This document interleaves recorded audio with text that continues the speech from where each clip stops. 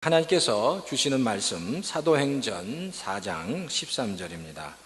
사도행전 Acts입니다. Acts chapter 4 4장 13절입니다. 4장 13절부터 16절까지 4장 13절부터 16절까지 읽고요. 그리고 23절에서 31절까지 그렇게 읽도록 하겠습니다. 4장 chapter 4 verse 13에서 16까지 읽고 그 다음에 23절 23에서 마지막 31, 31절까지 읽도록 하겠습니다. 자, 먼저 13절부터 제가 우리 교독하겠습니다. 그들은 베드로와 요한이 본래 배운 것이 없는 보잘것없는 사람인 줄 알았는데 이렇게 담대하게 말하는 것을 보고 놀랐다. 그리고 그들은 그 두 사람이 예수와 함께 다녔다는 사실을 알았지만 병고침을 받은 사람이 그들 곁에 서 있는 것을 보고는 아무 트집도 잡을 수 없었다. 그래서 그들은 그 두 사람에게 명령하여 의회에서 나가게 한 뒤에 서로 의논하면서 말하였다. 이 사람을 어떻게 하면 좋겠습니까? 그들로 말미암아 기적이 일어났다는 사실은 예루살렘에 사는 모든 사람이 다 알고 있고 우리도 이것을 부인할 수 없습니다. 23절입니다. 23절. 베드로와 요한은 풀려나는 길로 동료들에게로 가서 대제사장들과 장로들이 한 말을 낱낱이 일렀다. 동료들은 이 말을 듣고서 다 같이 하나님께 부르짖어 아뢰었다. 하늘과 땅과 바다와 그 안에 있는 모든 것을 지으신 주님, 주님께서는 주님의 종인 우리의 조상 다윗의 입을 빌어서 성령으로 이렇게 말씀하셨습니다. 어찌하여 이방 민족이 날뛰며 뭇 백성이 헛된 일을 꾀하였는가? 세상 임금들이 들고 일어나고 통치자들이 함께 모여서 주님과 그의 메시아에게 대적하였다. 사실 헤롯과 본디오 빌라도가 이방 사람과 이스라엘 백성과 한패가 되어 이 성에 모여서 주님께서 기름 부으신 거룩한 종 예수를 대적하여 주님의 권능과 뜻으로 미리 정하여 두신 일을 모두 행하였습니다. 주님, 이제 그들이 위협을 내려다 보시고 주님의 종들이 참으로 담대하게 주님의 말씀을 말할 수 있게 해 주십시오. 그리고 주님께서 능력의 손을 뻗치시어 병을 낫게 해주시고 주님의 거룩한 종 예수의 이름으로 표징과 놀라운 일들이 일어나게 해 주십시오. 그들이 기도를 마치니 그들이 모여있는 곳이 흔들리고 그들은 모두 성령으로 충만해서 하나님의 말씀을 담대히 말하게 되었다. 아멘. 잠깐 기도하겠습니다. 하나님 감사합니다. 이 아침에 우리와 함께 하시고 귀한 하나님의 은혜가, 귀한 하나님의 역사가 충만하게 하시고 특별히 이제 오늘 예배 후에 멕시코 선교를 떠난 모든 단기 선교팀을 축복하고 또 하나님을 경험하는 역사가 있게 도와주시고 오늘 말씀을 들을 때 말씀을 통해서 다시 한번 하나님의 음성을 들을 수 있도록 주여 도와주시옵소서. 감사를 드리고 이 모든 말씀을 예수님의 이름으로 간절히 기도합니다. 아멘. 예. 오늘 우리가 앞에 나온 말씀처럼 우리 말씀을 듣기 전에 한번 큰 소리로 다시 한번 또 외치고 또 선포하고 말씀을 들었으면 좋겠어요. 한번 성경책을 한번 드시죠. 한번 드시고 다시 한번 오늘 이 말씀을 정말 하나님의 말씀으로 받겠습니다 라고 한번 크게 선포하면 좋겠습니다. 자, 시작. 주의 말씀은 내 발의 등불이요 내 길의 빛입니다. 주의 말씀은 내 삶을 변화시킵니다. 나는 축복의 통로입니다. 오늘도 말씀하여 주십시오. 주의 말씀에 마음의 문을 엽니다. 듣고 깨닫고 말씀대로 살겠습니다. 아멘. 아멘. 이 말씀대로 하나님의 귀한 역사가 우리 성도님 가운데 있기를 바랍니다. 자, 오늘 제목은 보고 들은 것을 말하지 않을 수 없다라는 제목으로 말씀을 드리겠는데, 사실 보고 들은 것을 말하지 않을 수 없다라는 이 말은 선교의 목적이기도 하고 선교의 이유가 되기도 합니다. 왜? 하나님의 은혜로 보고 들은 것, 경험한 것을 말하지 않는다면 그 사람은 참으로 하나님을 경험하지 않은 사람이기 때문입니다. 그렇죠? 경험했다면, 그 은혜를 경험했다면 말하지 않을 수 없다는 겁니다. 오늘 사도행전을 보면 사도행전 1장에 이제 120명의 성도들이 나옵니다. 그들은 뭘 했죠? 예수님께서 승천하신 후에 예수님께서 다시 오실 것을 기약하시고 그리고 성령을 보내주시겠다는 약속을 받습니다. 그리고 2장에 가면 본격적으로 오순절에 성령이 마가의 다락방에 임해서 120명의 성도들과 제자들과 예수님의 제자들이 성령을 받게 됩니다. 그리고 그들이 바깥으로 뛰쳐나가서 복음을 전하는데, 방언으로 얘기하는데, 그 언어들이 그 지역에 있는 그 예루살렘 주변에 있는 그 방언으로, 그 지역의 언어로 말을 하기 시작하는데, 꼭 그곳에 살고 있는 사람의 언어처럼 이야기를 해서 오순절에 예배를 드리기 위해서, 제사를 드리기 위해서 찾아온 모든 소위 말해서 디아스포라된 유대인들이 그 이야기를 듣고 깜짝 놀라는 거죠. 그게 바로 사도행전 2장입니다. 그리고 사도행전 3장부터 안진뱅이가 일어나는 사건부터 시작해서 교회는 본격적으로 바로 유대 지도자들에게 핍박을 받기 시작한다는 겁니다. 자, 그래서 오늘 이제 사도행전 4장에 그 안진뱅이가 일어난 사건과 그리고 그 핍박의 사건을 통해서 일어난 일들을 통해서 한번 선교가 무엇인가라는 제목으로 말씀을 좀 나누면 좋겠습니다. 사실 보고 들은 것을 말하지 않을 수 없다는 이야기는 선교의 목적이면서도 이유가 되기 때문입니다.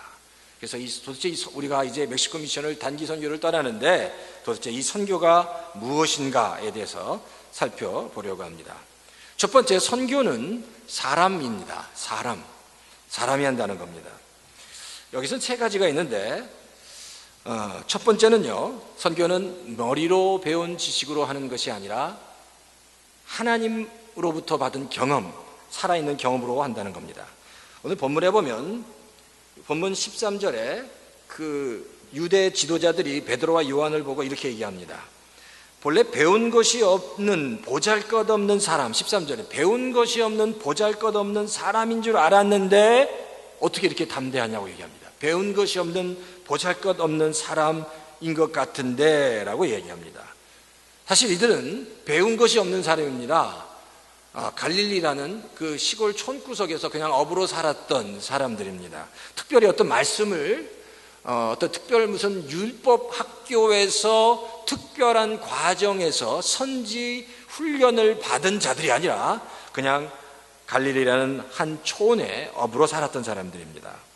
그러니까 말씀을 체계적으로 배운 적이 없는데 놀라운 건 체계적으로 배우지 않았던 이 제자들이 말씀을 전하는데 그 말씀에 능력이 있는 겁니다. 힘이 있는 겁니다. 그 말씀을 들은 사람들이 변화되기 시작했다는 겁니다. 자, 왜 그런가요? 그들이 배운 그 말씀, 그 지식이 그냥 책에서 배운 것이 아니기 때문입니다. 예수님과 동행하면서 함께하면서 예수님과 함께 그 현장에서 배운 그 살아있는 지식이기 때문에, 살아있는 경험이기 때문이다라는 겁니다. 그러니까 예수님에게 직접 배운 거예요. 삶의 현장에서 직접 배운 겁니다. 그러니까 그들이 배운 그 지식은 살아있는 지식, 경험이었다는 겁니다. 그러니까 그런 경험을 가지고 말씀을 선포할 때 그 말씀에 능력이 있었습니다. 그 말씀을 들은 사람들이 변화되기 시작했다는 겁니다. 우리가 단기 선교를 가지 않습니까? 단기 선교를 가게 되면 선교에 동참한다는 것은 무엇을 경험하냐면 하나님을 머리로 경험하는 것이 아닙니다. 하나님을 삶 속에서, 가슴 속에서, 몸으로 하나님을 경험하게 됩니다. 이 몸으로 하나님을 경험하는 것은 굉장한 축복입니다. 이 하나님을 몸으로, 삶으로 경험하게 되면 그 은혜가 머리로 경험하는 것, 머리로 이성적으로 받아들이는 것과 비교할 수 없을 정도로 큰 은혜를 경험하게 됩니다. 그러니까 현장에서 경험하는 것은 그 단기 선교에 참여하는 모든 성도들이 그 믿음의 뿌리를 더 깊이 내릴 수 있는 아주 좋은 기회가 된다는 거죠. 그러니까 믿음의 뿌리를 깊이 내릴 뿐만 아니라 그 현장에서 하나님을 경험하면서 그동안 경험하지 못한 또 새로운 하나님의 은혜가 그 존재 안에 흘러 넘치게 된다는 겁니다. 그래서 이렇게 단기 선교를 갔다 오신 분들의 이렇게 간증을 들어보면 굉장히 힘들고 어렵지만 그 가운데 부어주시는 설명할 수 없는 은혜가 있다는 겁니다.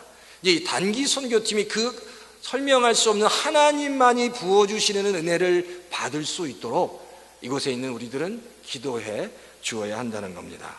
그래서 말로 표현할 수 없는 하늘로부터 부어주시는 그 은혜, 피곤하고 힘들지만 막 땀이 나서 막 그 땀으로 뒤범벅이 되지만 그럼에도 불구하고 하나님을 만남으로 경험으로 얻게 되는 그 은혜를 깨달을 수 있도록 우리가 기도해야 된다는 겁니다. 이렇게 은혜가 이렇게 우리 가운데 충만하게 넘치게 되면 사실 이렇게 우리 안에 흘러요. 하나님의 은혜가 흐르게 되면 그것을 나누어야 합니다. 이제 사실 그러니까 그런 내 안에 충만하게 넘치는 은혜를 나누는 것이 또한 선교라고 얘기할 수 있습니다. 내 안에 하나님의 은혜가 넘칩니다. 그러면 그것을 그냥 내 안에 그렇게 가두어 두는 것이 아니라 나를 통해서 흘러 넘치도록 하는 겁니다. 그래서 그 내가 받은 은혜를 같이 나누는 겁니다. 나눌 때 더 큰 하나님의 은혜를 경험할 수 있기 때문입니다. 그러니까 선교는 나누는 겁니다. 나 혼자 소유하는 게 아니라 나누는 겁니다. 근데 그래요? 이 선교라고 할 때 이제 단기 선교팀이 일주일 동안 멕시코에 가서 집도 짓고 선교사님도 방문하고 그러면서 이제 선교에 동참하게 되지만 사실 이 선교라는 개념이 꼭 타지에 가서만이 아니라 이 선교라는 그 근본적인 개념이 나누는 거기 때문에 멕시코에 가지 않고 이곳에 있으면서도 사실 이 하반기에 우리가 선교적 개념으로 사역할 수 있다는 겁니다. 왜냐하면 사실 우리가 계속 광고를 하고 있지만 하반기에는 이제 성경 공부를 하는데 그동안은 제가 이렇게 성도님들 같이 제가 같이 나누면서 성경 공부를 했습니다. 제가 여러 클래스를 같이 인도하면서 했는데 이제 하반기에는 그 성경 공부 그룹을 좀 작게 나누려고 합니다. 되도록이면 작게, 그리고 1대1로 개인적으로 하려고 합니다. 저도 마찬가지예요. 저도 큰 그룹이 아니라 저도 1대1 세팅으로 성경 공부를 이제 인도하려고 합니다. 그러니까 저 혼자 하는 게 아니라 같이 목자, 목녀가 같이 동참해 주셔야 합니다. 또 예비 목자, 목녀도 같이 동참해 주셔야 됩니다. 그래서 그동안 여러 가지 환경과 상황 때문에 성경 공부를 하지 못했던 성도님들이 있습니다. 그들을 섬기고 도와줄 수 있어야 한다는 겁니다. 그러면서 이렇게 나누면서 하나님은 우리에게 더 큰 은혜를 허락해 주실 줄 믿습니다. 나누는 가운데, 이렇게 나누는 가운데 하나님께서 더 많은 은혜를 부어 주실 줄 믿습니다. 비워야 됩니다.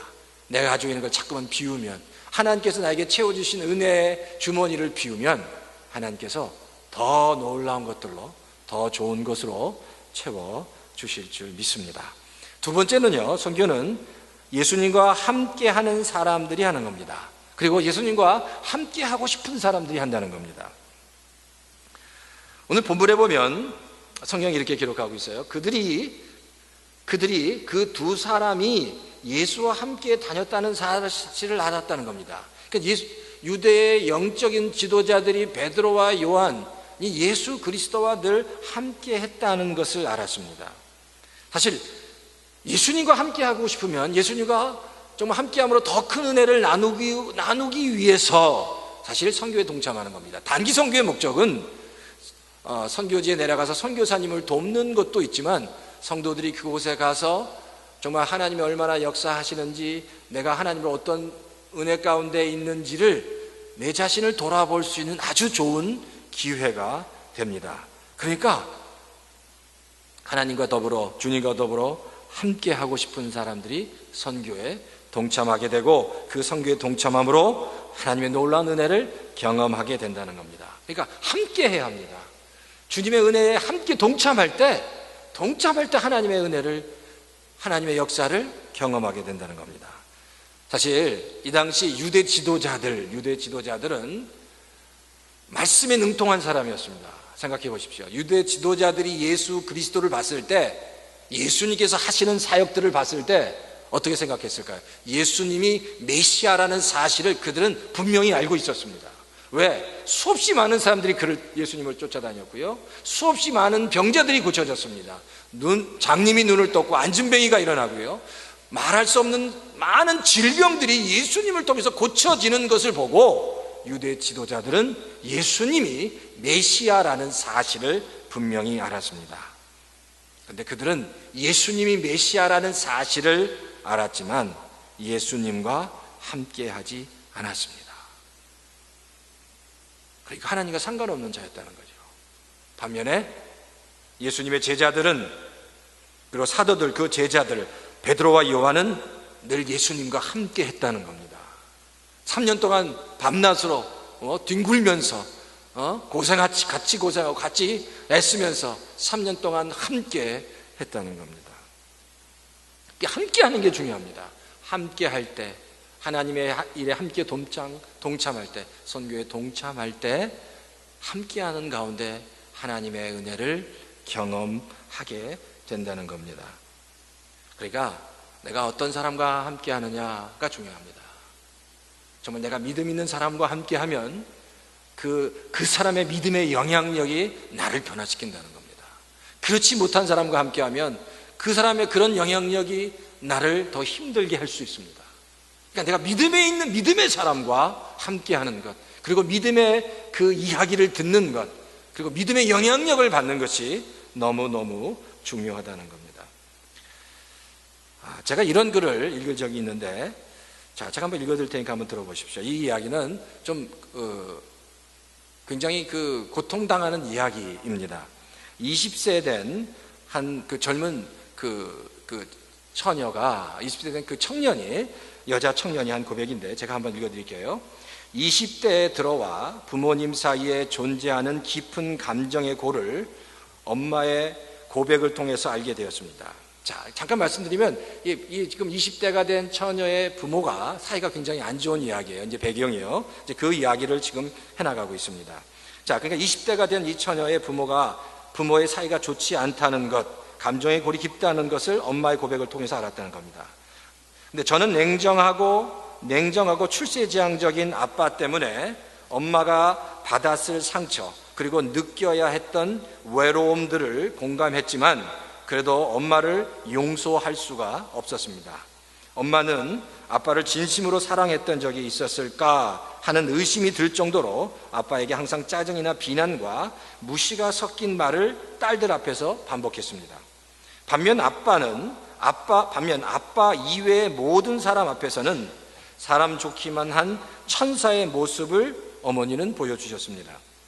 나이가 들면서 상대적으로 유순해지신 아빠가 엄마의 말로 인해 치근해 보일 때면 엄마가 가졌던 과거의 상처를 생각하기 이전에 눈에 보이는 아빠의 안타까운 모습에 엄마에게 먼저 화를 내곤 했습니다.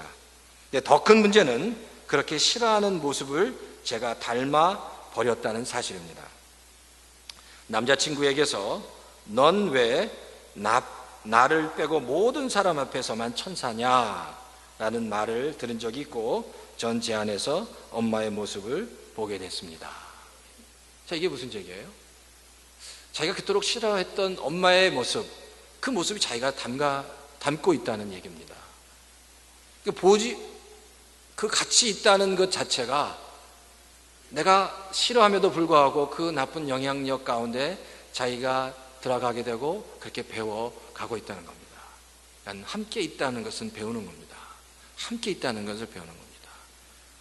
바라기는 그래요. 우리 얼바인 연립교회 모든 성도님들이 정말 좋은 믿음의 영향력을 발휘하는 좋은 믿음의 친구를 통해서 정말 믿음의 그 좋은 영향력을 받고 아름답게 성장하시는 우리 성도님 다 되시기를 주의 이름으로 축원합니다. 좋은 영향력을 미쳐야 합니다. 그리고 좋은 영향력을 받아야 합니다. 그게 닮아가는 겁니다. 같이 있으면 통하게 되는 거기 때문입니다. 바로 이런 역사가 함께함으로, 그래서 이번 선교팀이 선교 현장에서 하나님과 더불어 함께함으로 하나님의 은혜를 경험하는 놀라운 역사가 있기를 주의 이름으로 축원합니다. 자, 세 번째는 선교는요, 증인을 만든다는 겁니다. 그리스도의 증인이 선교에 동참하지만 또한 선교에 동참할 때 그리스도의 증인이 된다는 겁니다. 오늘 본문에 보니까 40년 된 안전뱅이가 일어나는 사건을 수많은 사람들이 보고, 그 사건을 보고 수많은 사람들이 예수 그리스도의 증인이 되었다고 말씀하고 있습니다. 똑같습니다.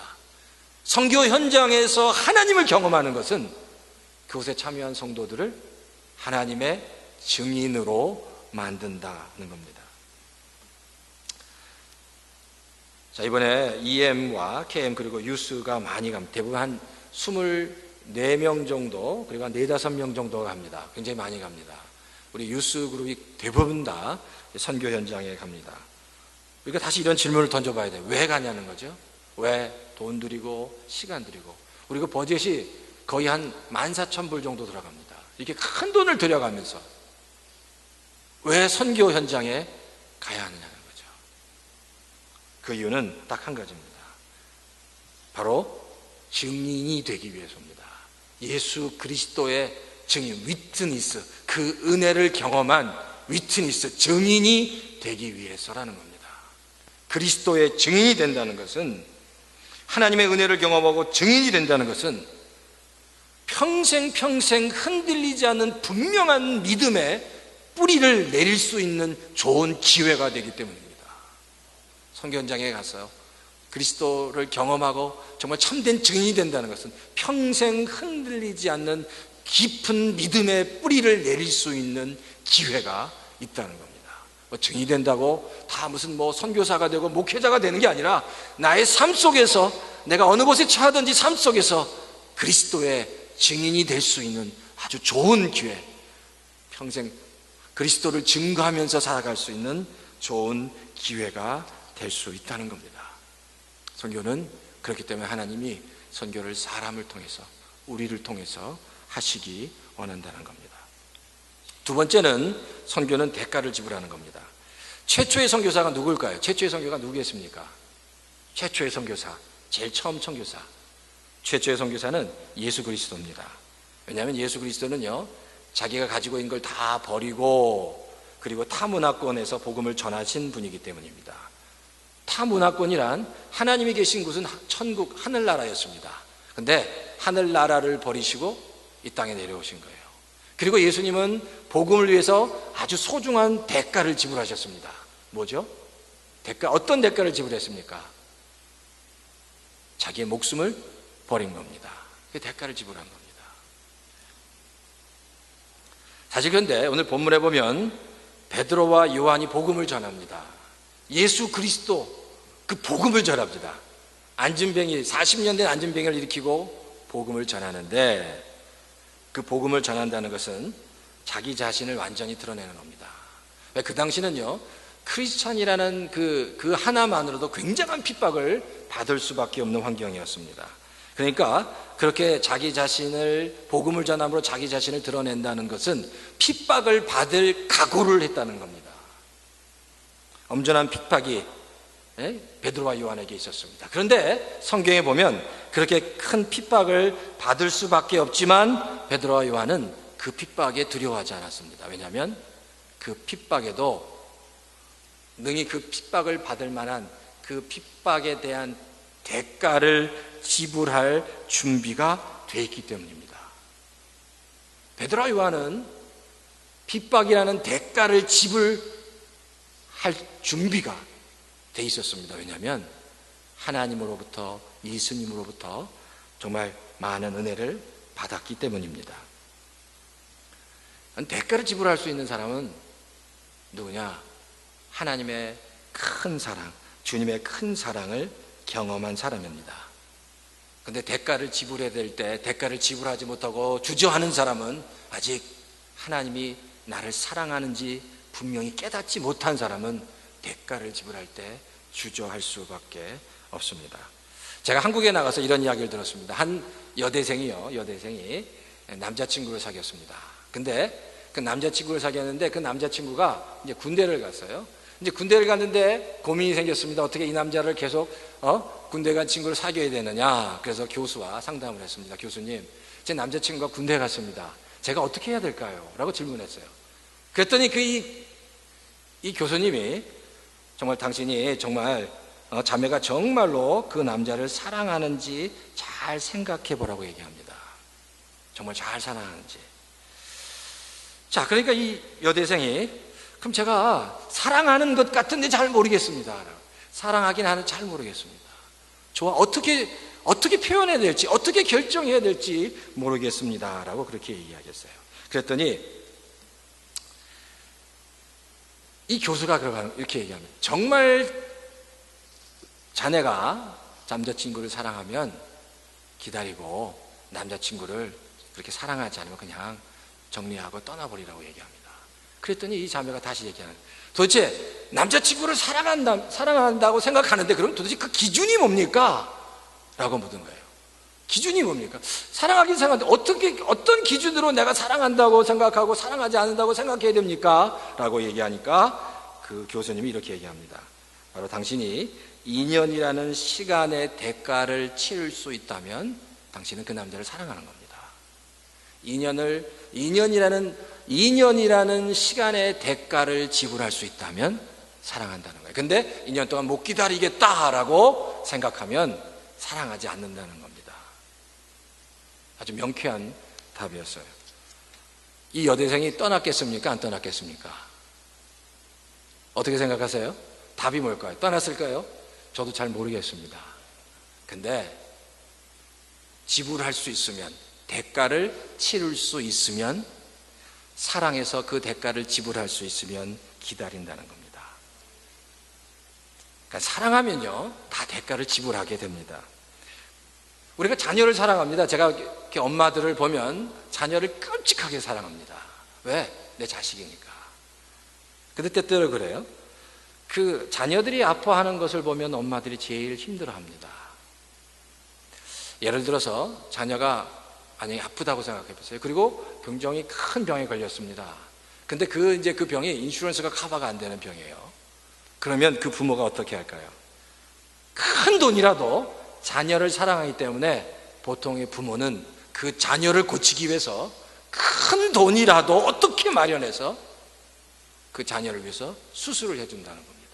때때로 집을 팔아야 될지도 모르고 자기가 가지고 있는 것들을 다 팔아야 될지도 모르지만 다 파는 거예요. 왜? 자녀를 사랑하니까.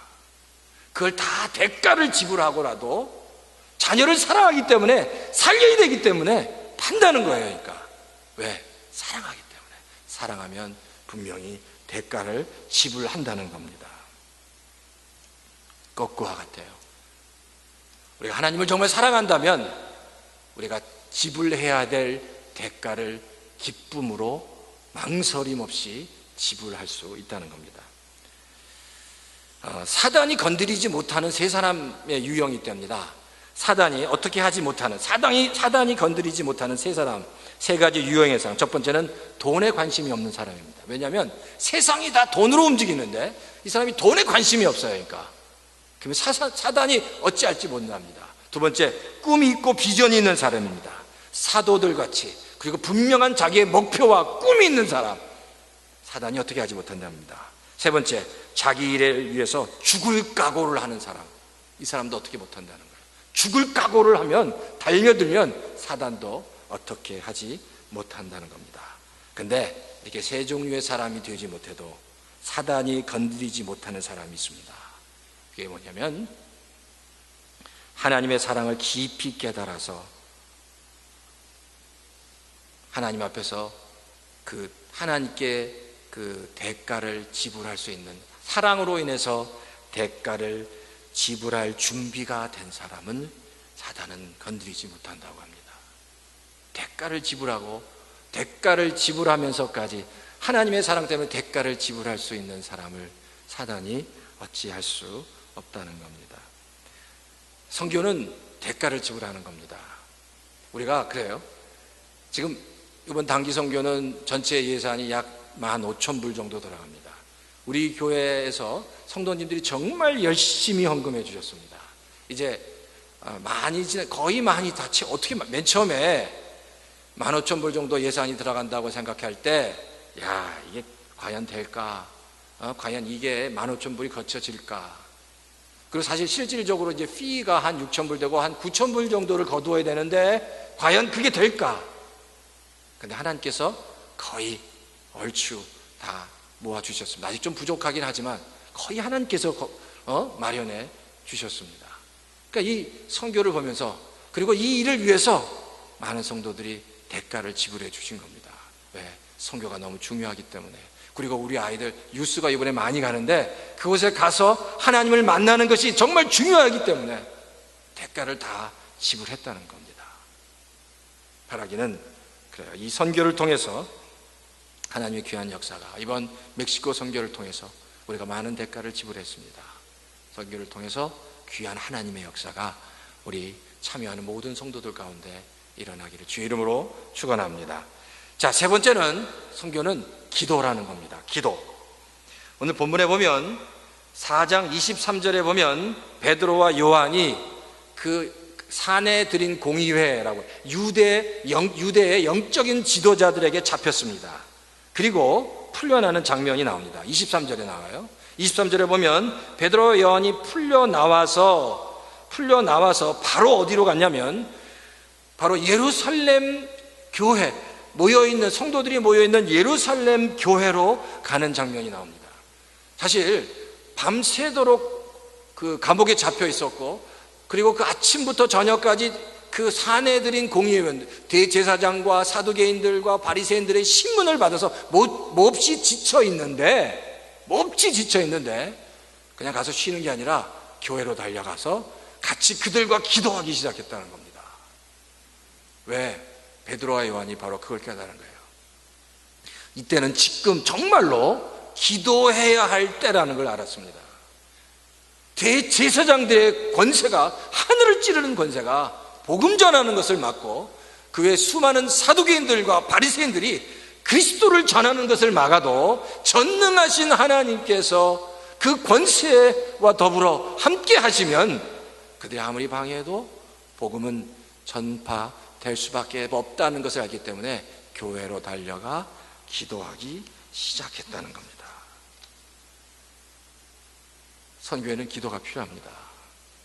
이번에 아이들이 이제 유스들이 많이 갑니다. 가서 절대 우리 부모님들이 아이들만 보내놓고 무책임하게 그냥 잘 하려니라고 생각하면 안 됩니다. 이번 일주일 동안 집에서라도 열심을 다해서 기도해야 됩니다.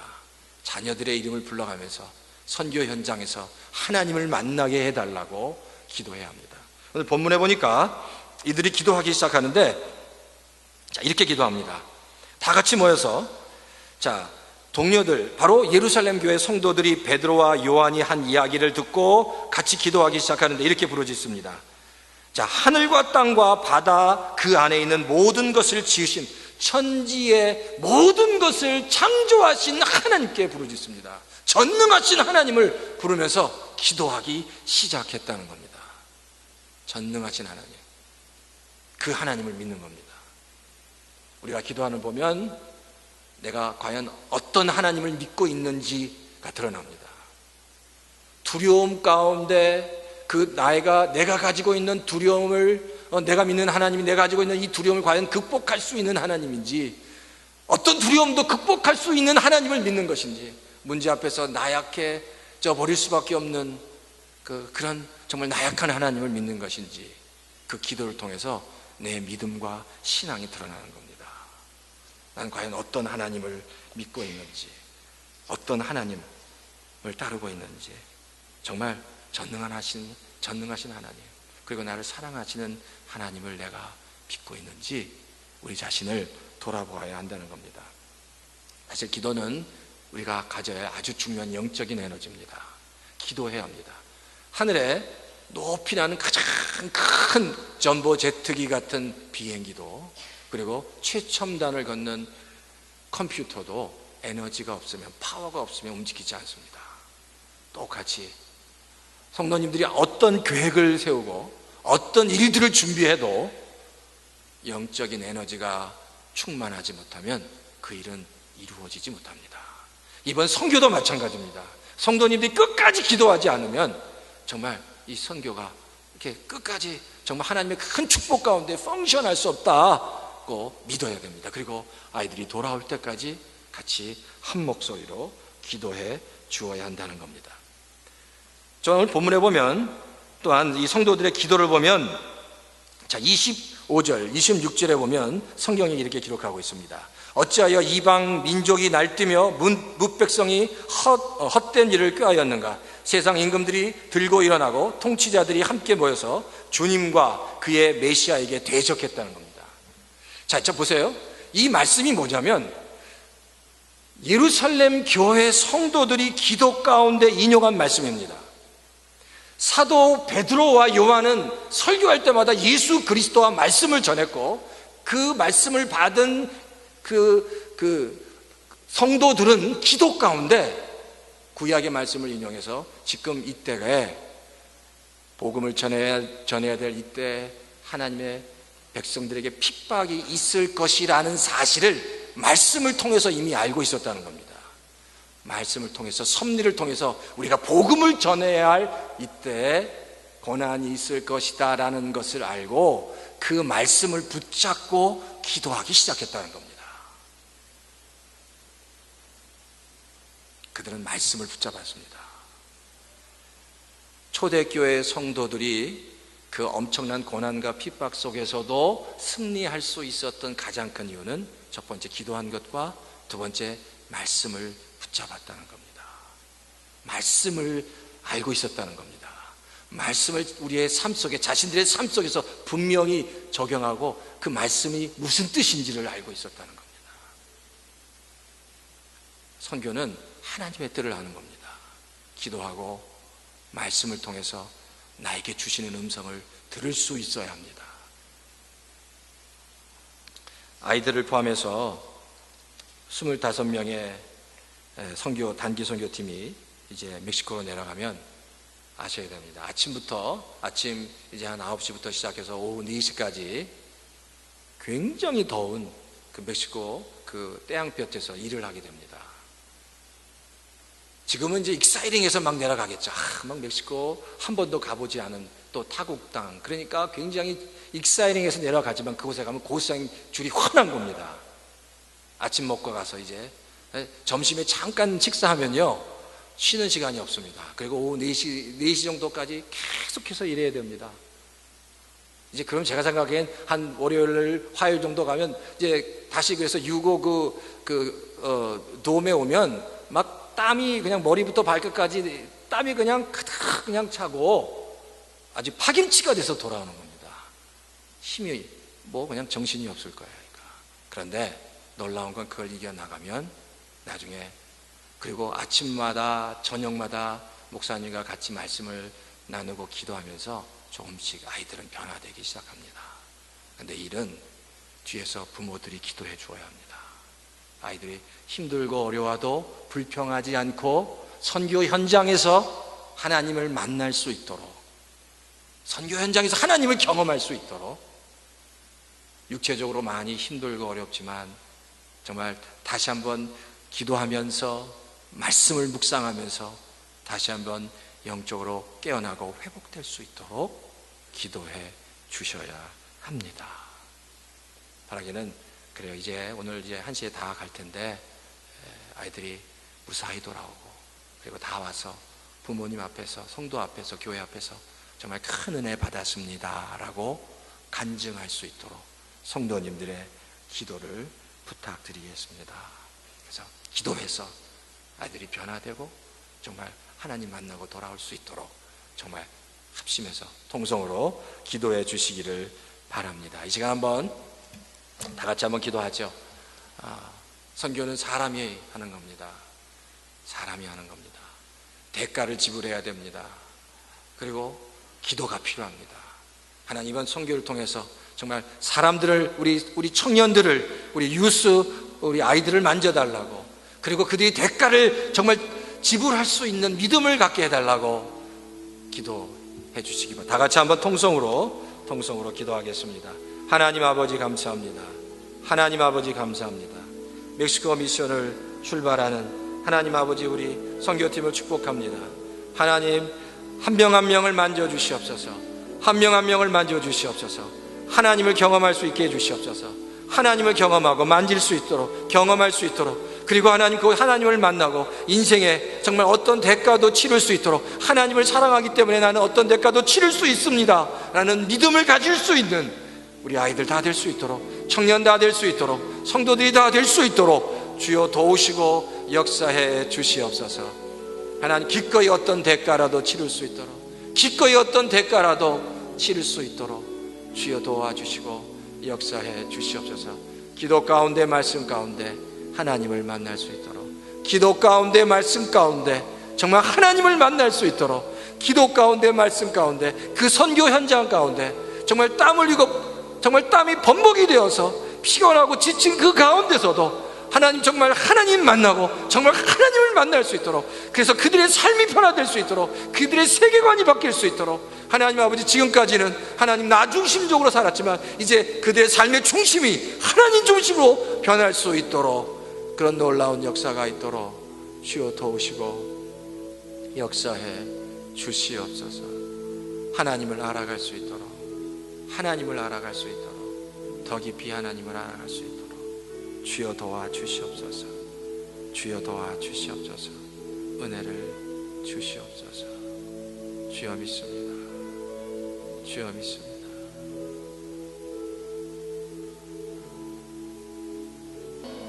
지금은 예수 그리스도의 그 크신 은혜와 하나님 아버지의 극진하신 사랑하심과 성령님의 내주 감동, 충만 역사하심이 하나님의 사람으로 하나님의 은혜로 충만함 받고 선교 현장에서 하나님의 그 은혜를 경험하기 원하는, 그래서 그 삶이 바뀌고 생각이 바뀌고 세계관이 바뀌기 원하는 우리 어린 자녀들과 성도들 위해 그 배후에서 기도하고 또 협력하기 원하는, 기도로 세우기 원하는 모든 성도들 위해 예수 그리스도의 은혜와 하나님 아버지의 사랑하심과 성령님의 충만함으로 하나님 앞에 나가는 모든 교회 위에, 모든 성도들 위해 이제로부터 영원히 함께 하시기를 축원하옵나이다. 아멘.